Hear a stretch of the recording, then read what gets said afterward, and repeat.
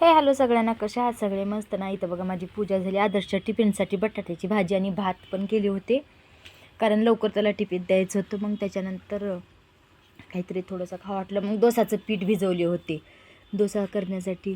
तांदूळ, मग इथं उडदाची डाळ, थोडेसे मेथीचे दाणे टाकले होते मी ह्याच्यामध्ये. कधी पण मी करताना थोडेसे मेथीचे दाणे टाकतेच. मग इथं मी हे व्हाईटवाली डाळ वापरते डोसासाठी.